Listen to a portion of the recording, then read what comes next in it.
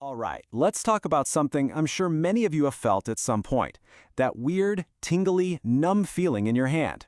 To really get what's going on, we're going to follow the path of one very specific, very important nerve. You know that feeling, right? You wake up and your pinky finger, maybe your ring finger too, feels like it's totally asleep, just buzzing with those pins and needles. It feels random, but trust me, it's a super specific clue. And here's the crazy part. That clue usually points to a problem that isn't even in your hand. Nope, the real source of that tingle is almost always way further up your arm, usually at a pinch point in your elbow or maybe your wrist. So, to solve this little mystery, we need to introduce the star of our show, the ulnar nerve. I want you to think of it like a long, delicate electrical wire that's on a really important journey through your arm.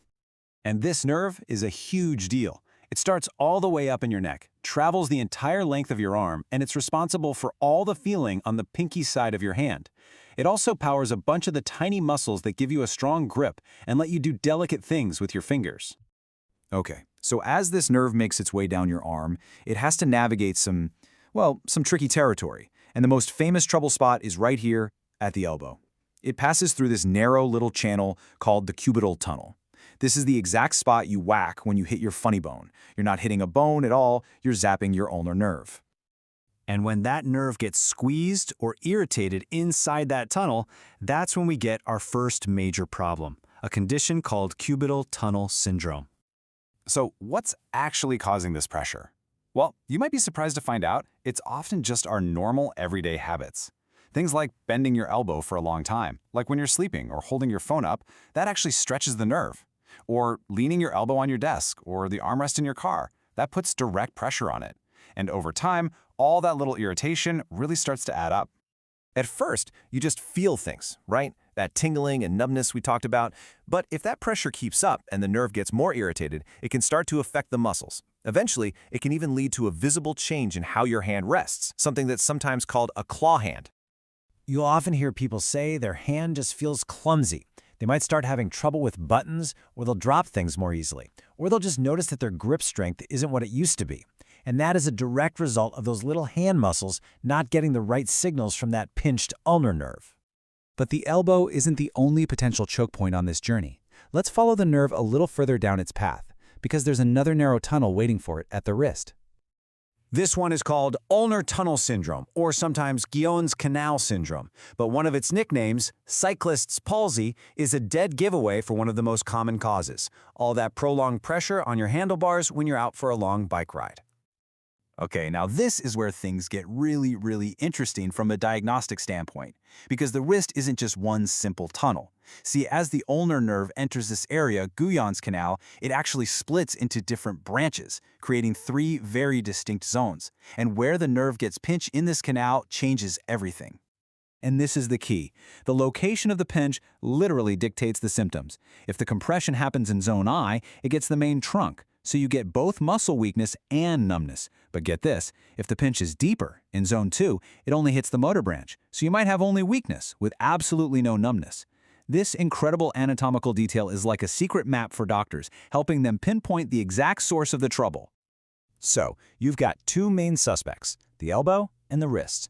How in the world do doctors figure out which one is the culprit?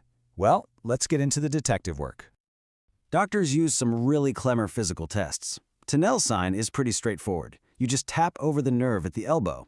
If that sends a little jolt or a zinger down into your hand, that's a pretty good sign the problem's at the elbow. But my absolute favorite test is the brilliantly simple Froment sign. Here's how it works. You ask someone to pinch a piece of paper between their thumb and the side of their index finger, like they're holding a key. Then you just try to gently pull the paper away. If the muscles are working right, they can hold on tight, with their thumb staying pretty much straight. But, and here's the genius part, if the ulnar nerve is weak, that main pinching muscle is also weak, so the hand has to cheat. It automatically fires a different muscle, one controlled by a totally different nerve that makes the thumb bend at the tip just to hang on to that paper. That little bend, that's a positive Froment sign. It's just brilliant. Now, if this kind of nerve pressure goes on for a long time without being addressed, the consequences can go from being just a feeling to something you can actually see. The hand itself can start to change shape. See, the muscles that are powered by the ulnar nerve, if they aren't getting a good signal, they start to waste away. This is called muscle atrophy. You can often see it as a hollowing or a flattening of the hand, especially in that fleshy area between the thumb and the index finger. This is exactly why catching it early is so important.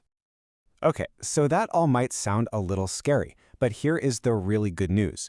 For most people, there are really effective ways to relieve that pressure and get the nerve back to working the way it should. Let's talk about the paths to recovery.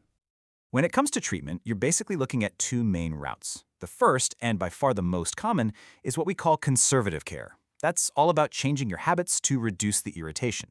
Surgery, on the other hand, is usually saved for more stubborn cases or when those conservative methods just aren't cutting it.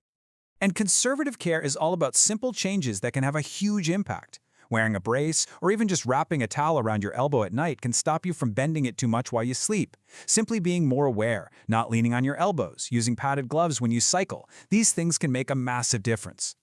Now, if those methods don't work, surgery can be a great option to physically create more space for that nerve. Whether it's a cubital tunnel release at the elbow or a Guyon's canal release at the wrist, the goal is exactly the same: take the pressure off. And of course, physical therapy after surgery is absolutely crucial for getting all your strength and function back. So we've followed this incredible nerve all the way from the neck to the hand, through some pretty treacherous tunnels and tight spots. We've seen how simple, everyday things can get it into trouble, but also how simple changes can bring so much relief. It really just leaves you with one final thought. Knowing everything you know now, what's one small thing you could change, starting today, to protect this vital nerve on its long journey?